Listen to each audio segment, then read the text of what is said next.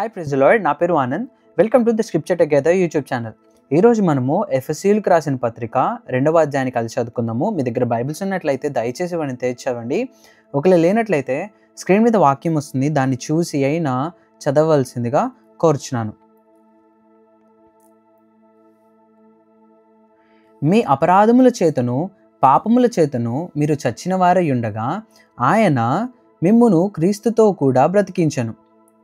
మీరు వాటిని చేయుచు వాయుమండల సంబంధమైన అధిపతిని అనగా అవిధేయులైన వారిని ఇప్పుడు ప్రేరేపించు శక్తికి అధిపతిని అనుసరించి ఈ ప్రపంచ ధర్మము చొప్పున మునుపు నడుచుకొంటిరి. వారితో కలిసి మనమందరమును శరీరము యొక్కయు మనస్సు యొక్కయు కోరికలను నెరవేర్చుకొనుచు మన శరీరాశలను అనుసరించి మునుపు ప్రవర్తించుచు కడమ వారి వలనే స్వభావ సిద్ధముగా దైవోగ్రతకు పాత్రులమై ఉంటిమి. అయినను దేవుడు కరుణా సంపన్నుడై ఉండి మనము మన అపరాధముల చేత చచ్చిన వారమై ఉండినప్పుడు సైతము మన ఎడల చూపిన తన మహా ప్రేమ చేత మనలను క్రీస్తుతో కూడా బ్రతికించెను. కృపచేత మీరు రక్షింపబడి ఉన్నారు. క్రీస్తు యేసునందు ఆయన మనకు చేసిన ఉపకారము ద్వారా అత్యధికమైన తన కృపా మహదైశ్వర్యమును రాబోవు యుగములలో కనుపరుచు నిమిత్తము క్రీస్తు యేసునందు మనలను ఆయనతో కూడా లేపి పరలోకమందు ఆయనతో కూడా కూర్చుండబెట్టను.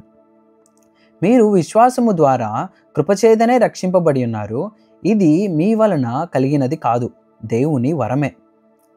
అది క్రియల వలన కలిగినది కాదు గనుక ఎవడునూ అతిశయపడ వీలు లేదు.